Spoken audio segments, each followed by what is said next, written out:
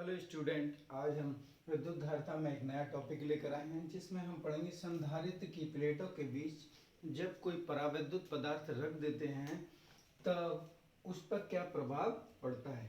जैसे मान के चलिए, जब किसी समांतर प्लेट को आवेशित किया जाता है तो ये आवेशित होने के पश्चात इसके अंदर एक विभवांतर पैदा हो जाता है। जब विभवांतर पैदा होगा तो उसमें वैद्युत क्षेत्र भी होगा, तो वैद्युत क्षेत्र इस स्थिति में ई नॉट होगा।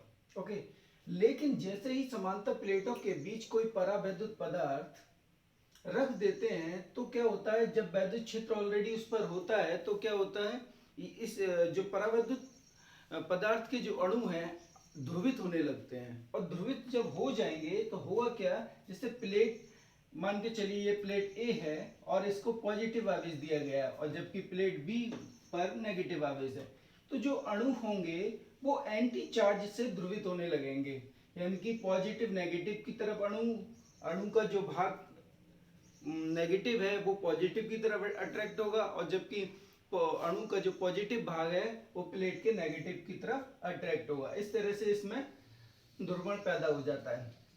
ऐसी स्थिति में बेसिकली इंटरनली जो चार्ज है वो तो जीरो होता है, लेकिन उससे परावैद्युत पदार्थ के अंदर एक वैद्युत क्षेत्र उत्पन्न होता है जिसे क्या कहते हैं, ईपी कहते हैं, पोलराइजेशन इलेक्ट्रिक फील्ड। तो इस इलेक्ट्रिक फील्ड से जो प्लेटें हैं, संधारित्र की जो प्लेटें हैं, इन पर जो प्रभावी विद्युत क्षेत्र है वो क्या हो जाएगा, ई बराबर ई नॉट माइनस ईपी। ओके, तो पहली स्थिति में जब वायु प्रेजेंस थी, वायु की उपस्थिति में विद्युत क्षेत्र जो था, विद्युत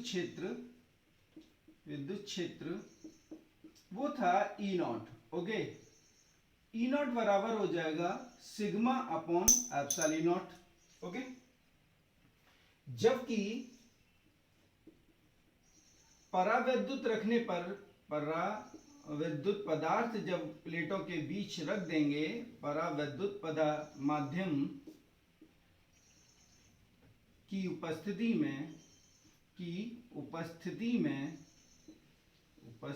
में जो विद्युत क्षेत्र होगा, विद्युत क्षेत्र वो होगा आपका ईपी, पोलराइजेशन के कारण। तो इसका जो आवेश घनत्व होगा वो भी सिग्मा पी होगा। ओके, जबकि प्रभावी विद्युत क्षेत्र कितना था, प्लेटों के बीच प्रभावी विद्युत क्षेत्र वो क्या है, ई बराबर होगा ई नॉट माइनस ईपी। दोनों की जब वैल्यू आप लगाएंगे तो आएगा sigma upon epsilon not minus sigma P upon epsilon not. यहाँ से एप्सिलॉन नॉट को कॉमन लेंगे, सिग्मा माइनस सिग्मा पी आएगा। जबकि परावैद्युत की जो डेफिनेशन है वो क्या कहती है, परिभाषा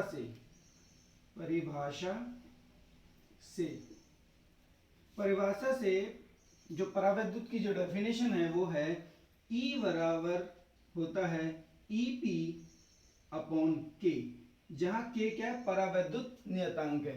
तो परावैद्युत नियतांक की जो डेफिनेशन है वो यहाँ इस तरह से है, और जब हम इसकी वैल्यू को यहाँ हम रखेंगे, ई नॉट का मान तो आप जान ही रहे हैं, ई नॉट का मान क्या है, तो इसे और थोड़ा वैल्यू रख के देख लेते हैं, सिग्मा अपॉन आएगा एप्सिलॉन नॉट के। तो ई की ये वैल्यू यहां पुट करेंगे तो आएगा, अतः ई का मान आ जाएगा सिग्मा अपॉन एप्सिलॉन नॉट के बराबर 1 upon epsilon not sigma minus sigma P.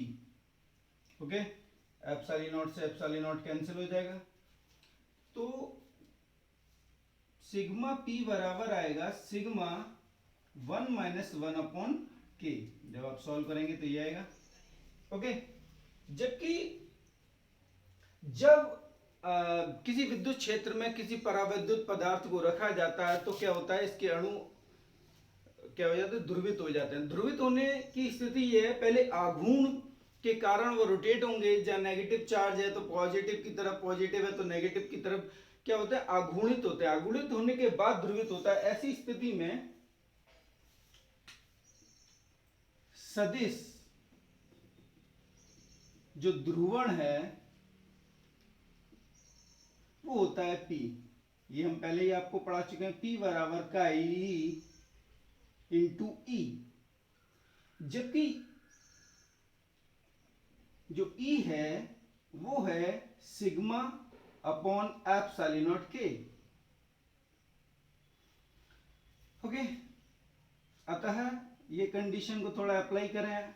ये वैल्यू जब इसमें आप लगाएंगे तो P बराबर आएगा का E sigma upon epsilon not K। इससे पहले वीडियो में हमने आपको बताया था कि ये जो पोलराइजेशन है वो किसके बराबर होती है, सिग्मा P के बराबर होती है। तो यहां इसे इक्वेशन मान के चलिए सेकंड बना लें, और इससे पहले जो बनाए थे इसे फर्स्ट बना लेते हैं।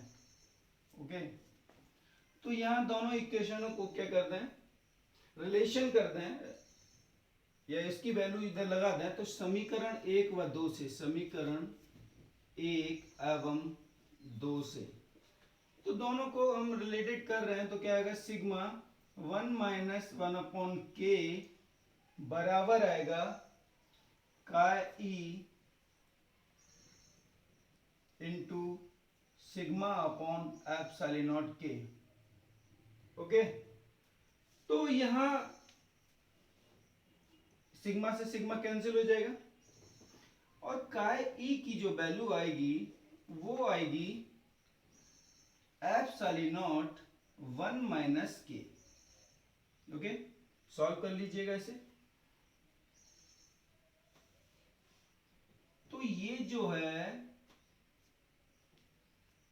यहां हम इसको कह सकते हैं ये एक तरह का रिलेशन है जो काय ई और परावैद्युतांक के अंदर है।